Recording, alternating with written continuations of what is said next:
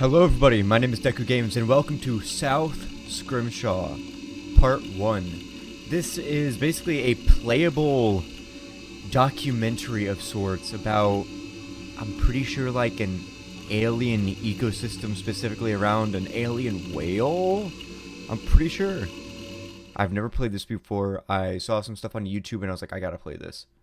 H to hide text, left click or spacebar to advance when you see this icon. Okay. South Scrimshaw is a linear read, but there are information tangents to explore. Text of different color can be clicked to learn more about a subject. While there are known egg-laying mammals, none of them are whales. In recent years, the sea bunny is most defined by Will Bonici's cartoons. Huh. Rudolph Pinderstripes, legal console snopalope. Oh, okay. This is a work of fiction. Names, characters, businesses, and places. Alright. Basic shit. Alright, cool.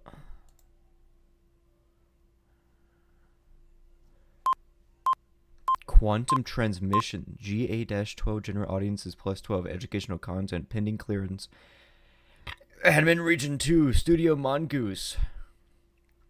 Cool. The Corporation for Earth Media. The Corporation for Earth Media is proud to present this educational program.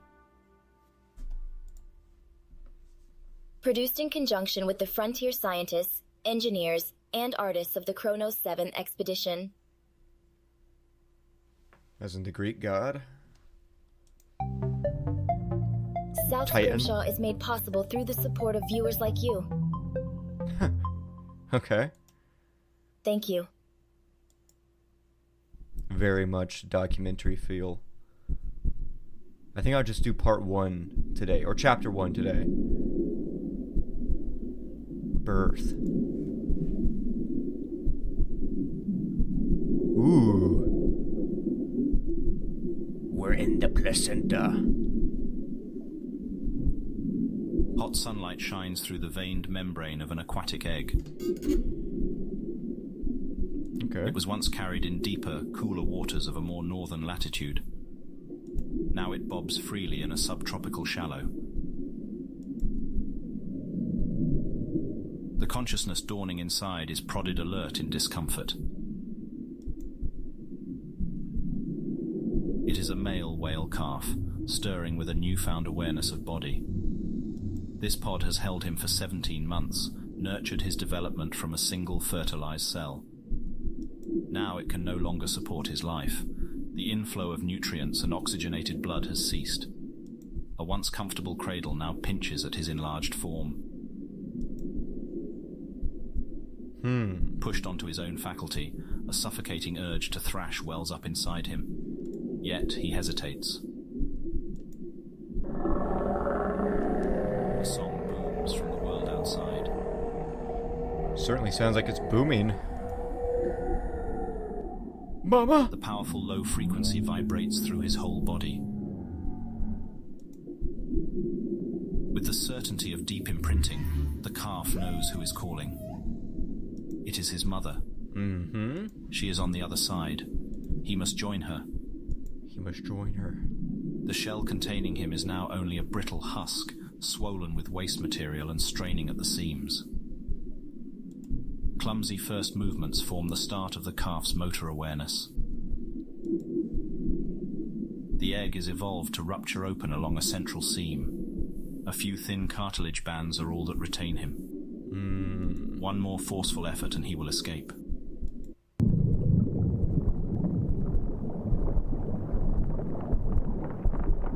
Come on! Come on! Come on! Break through! Break through! Yes! You are alive! Presents a Studio Mongoose production. South Scrimshaw. What is this about? What is this about? Technically speaking, the whale didn't hatch from an egg. Egg is something of a misnomer. More like a sack. Right. While there are known egg-laying mammals, none of them are whales. There are 4 extant species of egg-laying mammal. They are the platypus, the echidna, the snorb, and the ribbon snore.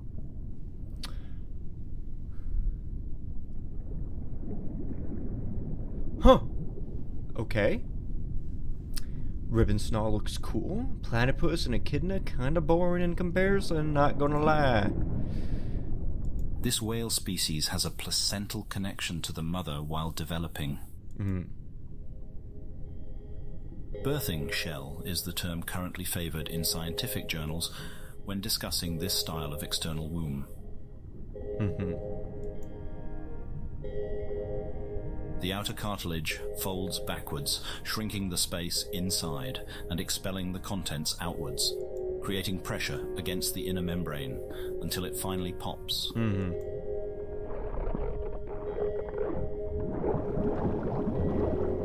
The calf spills out into the open ocean. The world is a rush of sensory stimulation. The newborn is momentarily stunned limp. He's experienced the horrors He comes of to amid a dizzying life. flurry of life. Plants and protists tangle and snag his every movement. Small scavengers eagerly devour the cloud of waste. Makes sense. Plants unfurl and retract in almost animalistic locomotion.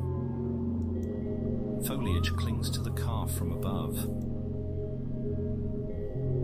He swims deeper to escape. His mother's song reassures him once again, but she is still nowhere in sight. Could be far away. Sponges, wharf biters, crustaceans and corals dangle from the plants like ornaments.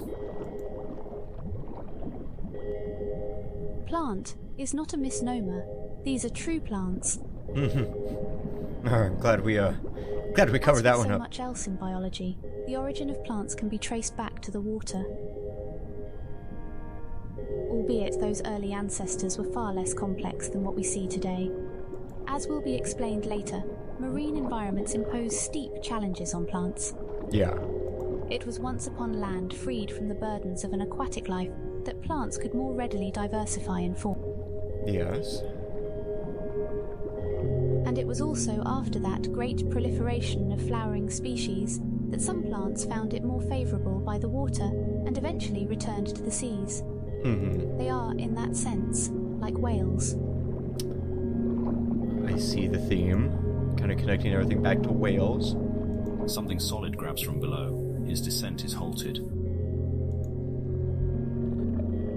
It's me! He's being lifted back towards the surface.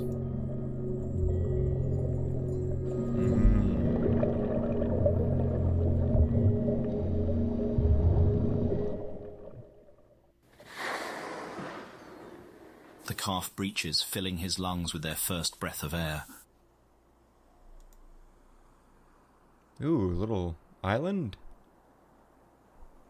This is the breeding ground of his species. At the year's peak, this wide expanse fills with whales. Oh. But today our calf finds the surface empty. Except for a very odd clump of plants. What is that? Very strange. The calf does not know what to make of it. Shit, me neither. Equally disturbed and compelled, he stares transfixed. Plants continue to tickle his body just below the water. It's really weird. What is that? A resident water bug examines him with equal skepticism. Yeah.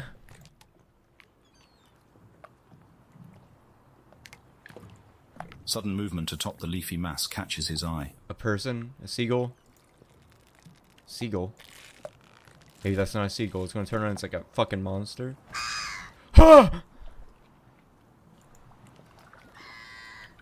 It's all too frightening for the little one. It's like a whale. Not whale. Like a An elephant and a mouse situation? He retreats back under the surface.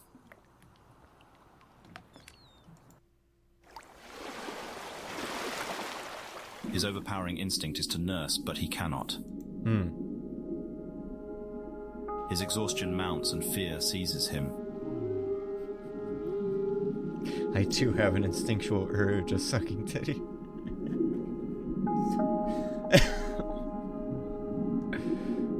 He is lost. Oh. And as if sensing his weakness, tendrils begin to grasp at him. A vine lassos his fluke. There is no escape. Mama, In come a help! final burst of strength, the calf fights, thrashing, tearing, and uprooting his attackers. A scent of blood enters the water. His mother cries a pained song to soothe him. The calf is hit with the sudden realization. The strange plants are not taking him away from his mother.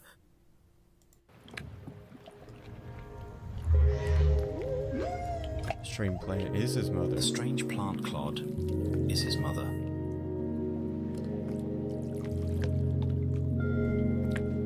So I'm guessing at the end of the life cycle that these whales basically become symbiotic relationships with plant life? The Brillo whale. Prestrinxia silvera. Silvifera. Pistrixniana silvifera. Okay.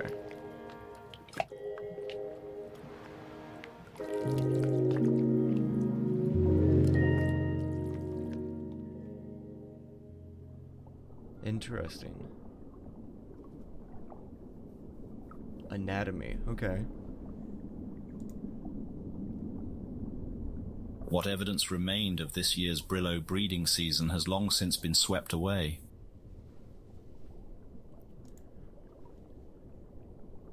This sandbar has returned to its normal, pristine state. Save for one unusual pile of rocks. Not a pile of rocks. That's a living organism. Scanning.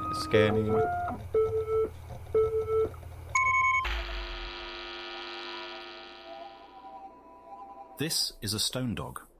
What'd I tell you? Stone dog, huh? Somewhat like a hermit crab, this animal lives in a portable shelter of foreign material. Oh. It grasps together a shell of scavenged of debris with its long limbs and secretes an adhesive mucus to hold it fast. Ooh. Stone dogs mostly rely on ambushing prey from a camouflaged position. Interesting. Right now, this stone dog here is not the hunter, but the hunted. What's hunting it? It is a woefully obvious attempt to hide. Maybe. As the predator stalking it possesses one of the sharpest minds in the ocean. Shoot. Man. A quick check if the coast is clear. Nope. It isn't. Our whale calf wants to play, not eat.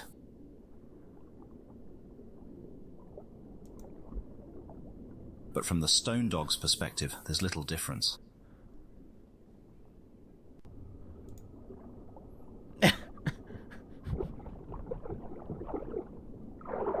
Since hatching, our calf has been a healthy and energetic specimen. Despite his late birth, no complications are Fucking detectable. stone dog is If anything, screaming his for its cognitive life, ability and is then showing swift the advancement. Brillo is just like,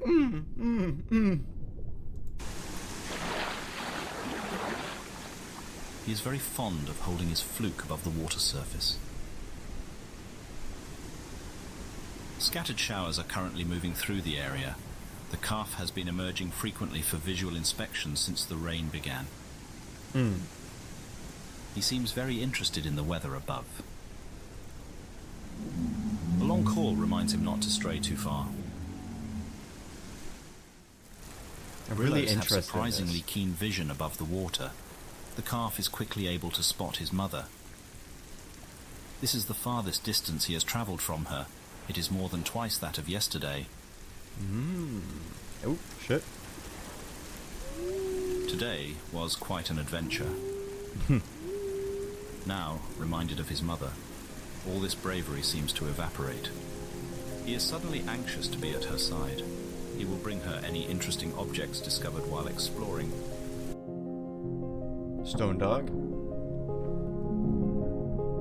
Oh, and it sticks to her. And boot it at her face. Huh. His mother is trying to rest off another bout of nausea. This play is a bit much.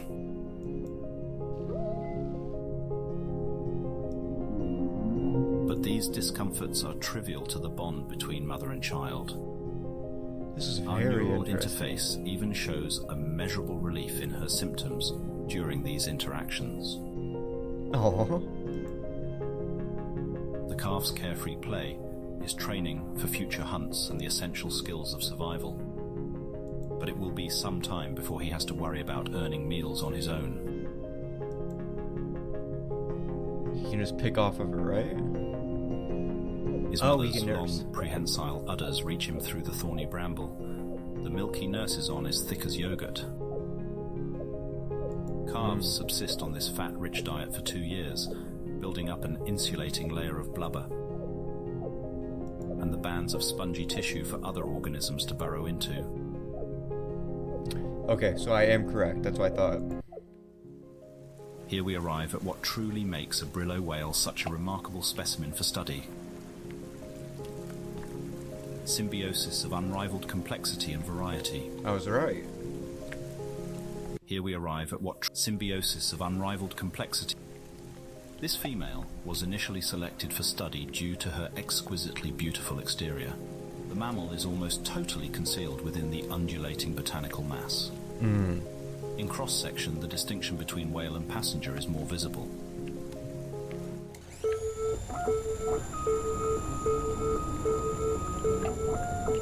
Need 5 coils for this one. And there it is. The thumbnail. Unlike the stone dog shown earlier, this is not simply an external attachment of foreign material. The Brillo whale has an intimate connection to thousands of other living creatures. Interesting. The whale chooses from among a variety of partner species and Determines offers real habitat. estate within designated regions of its body.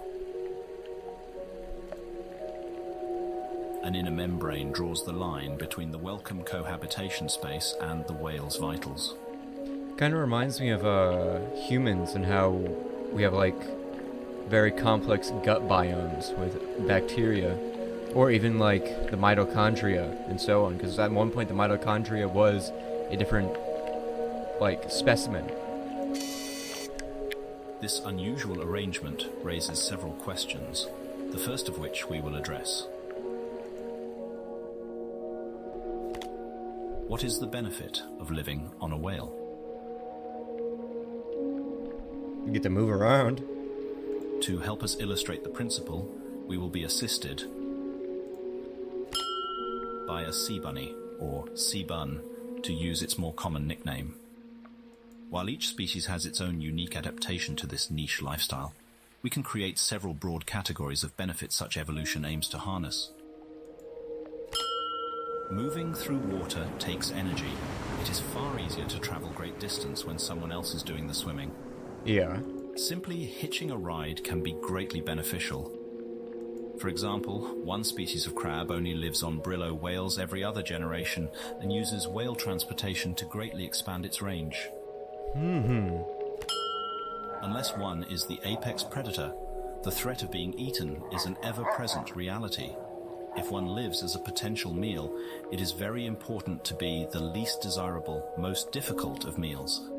That is Finding true. alliance with a giant beast and living under its protection creates a very effective deterrence. It's always still possible to be eaten, but hunters now risk facing off with a leviathan. That is true. Some partnerships are more proactive. Certain shark, skates, rays and scarps have formed hunting partnership with the Brillos. They help find and catch quarry, then share in the feast. Pack hunting allows the Brillo to take down larger and different sorts of prey. The blood or waste of brillo whales can also provide a source of nourishment. This not offered freely. Obviously, a brillo whale cannot stand to be eaten alive. An Earth parallel is an oxpecker bird on a rhinoceros. The bird may drink a marginal amount of blood while it cleans off ticks. It's a fair trade for the rhinoceros, as the tick is the far greater threat.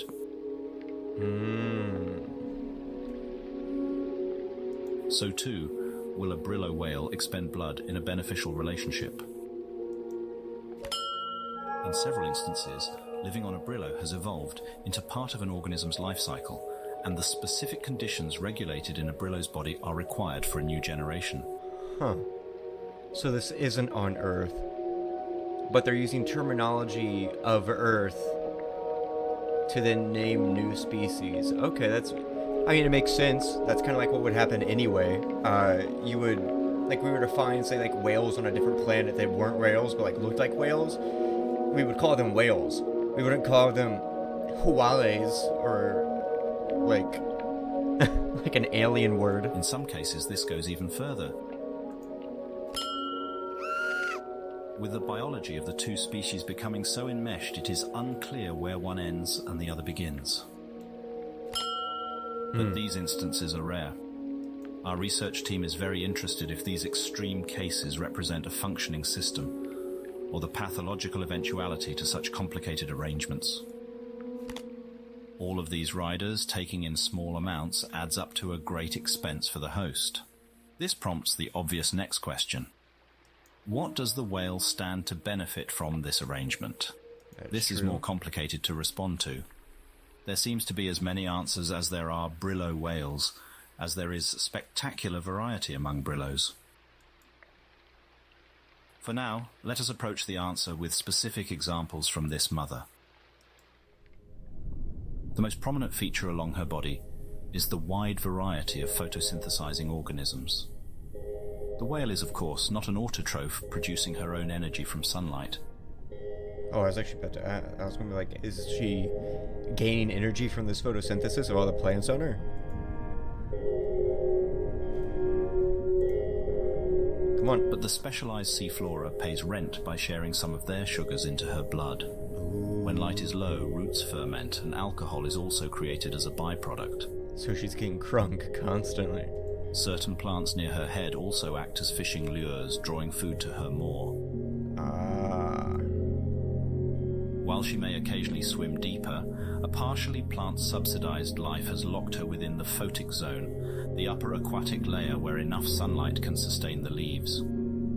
Adult brillo behavior and biology is often dramatically influenced by their symbiotic arrangement. I wonder if there's brillos that live deeper in the water, closer to like higher pressure zones, and have plant life and animal life symbiotically like intertwined with them, just for that specific niche of that level of water. Here we see a blood trilobite. This is not an invited guest. A long needle-like proboscis pushes down and taps a vein. Going back to that rhinoceros example, I'm sure that there's stuff Drinking in on great her. volume and offering nothing in return, it is a true parasite. This is a job for the vellum worm. Right here? Vellum worms fill their stomachs by grooming brillos of unwanted visitors. It is currently hypothesized that vellum worms distinguish the welcome from the attackers through smell and taste. Parasites have all been found to have elevated amounts of a bile-like brillo waste inside them. This mother brillo also has to worry about creatures browsing her lovely plants. Herbivorous fish attempt frequent raids on the leafy goods. This one is alone and quite oblivious. The vellum worm packs a powerful punch for larger animals. A neurotoxin-filled barb is shot into the fish's heart. It can only manage a faint muscle spasm before the venom completes its work. The brillo whale strategy is called a symbiotic garden. It is an intentionally cultivated arrangement and a precarious balance of mutual reliance. Very interesting. When successfully maintained, the host becomes a morass of life. It is usually defended from attack. It can sometimes acquire energy in novel ways, and occasionally it is able to invade new niche ecosystems. The universal downside experienced by all Brillos is that more complexity creates more points for failure. An adult Brillo's life is dominated by the struggle to groom a semblance of order into increasingly overgrown flanks. To a simple calf, these adult problems have yet to enter his mind. Today he has found his mother's leaves serve as fun streamers to play with. She finally scolds him. Quit fucking with my plants! She is too unwell to tolerate any more roughhousing. He doesn't quite understand, but he has other diversions. Primarily drinking more of her milk. Given the complexity of Brillo anatomy, even small health problems can swiftly spiral out of control. This female experienced complications while giving birth. There is the potential for the situation to worsen. A thorned branch has become ingrown, puncturing through both the layer of protective outer muscle and the cuticle barrier. This had begun prior to calving, but her contractions to extend the womb also caused the plant shard to stab deeper. The spikes are now in contact with her intestines. Fortunately, there is no puncture yet. The site is inflamed and white blood cells flood the area. The immune system unmistakably identifies this as an injury. We can witness her stiff reluctance to move and read a jolt in brain activity when she's jostled. It must be greatly painful. I'd imagine. The greatest danger right now is a tear of the intestines, which would certainly be fatal. There is reason to hope. Our scans also reveal that she has recovered from a similar injury in the past. Perhaps Brillos regularly endure such ghastly wounds. Perhaps it was the safety of the Brillo herd which afforded her enough time to convalesce. Certainly her odds of survival will be boosted greatly if she is able to make the long swim back. For now, she is still well enough to care for her newborn, though doing so must be exhausting. I'd imagine. Judging by several physical indicators, this is most likely her first calf. Those Brillos who manage their gardens well can be extremely long-lived. Females can give birth as many as 8 times. If the calf survives, one day he too might also cast his genes forward, his own minute fingerprint on the future's shape. Regardless of whatever metric of success we observers of an outside species might apply, his life will be led by the means it was forged in the crucible of natural selection. But, for now, a rare moment of shelter. Very, very interesting.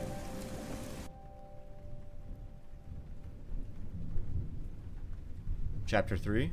Alright, we're gonna save that there. Oh my goodness, this is so cool. I want to do more, but I have to get this rendered and uploaded for tomorrow.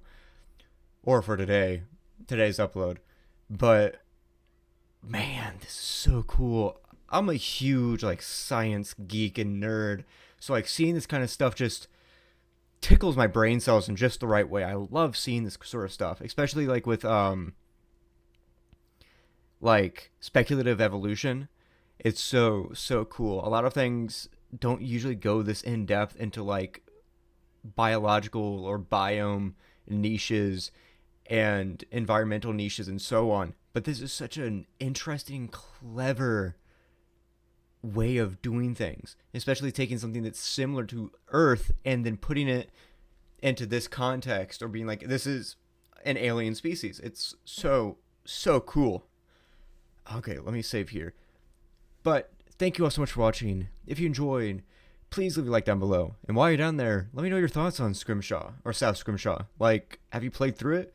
Do you enjoy this sort of stuff, like speculative fiction? Like, I know I remember seeing something like The All Tomorrows. The All Tomorrows is very, very interesting. It's obviously supposed to be like surreal and have that uncanny valley feeling because it's supposed to take inspiration from early speculative evolution stuff from our own real world where our art depictions weren't as accurate as they are now.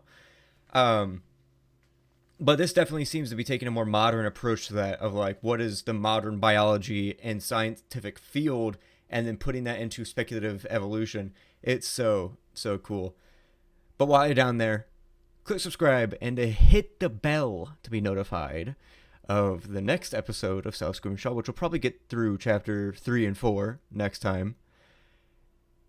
And as always, I will see you guys in the next video. Bye-bye.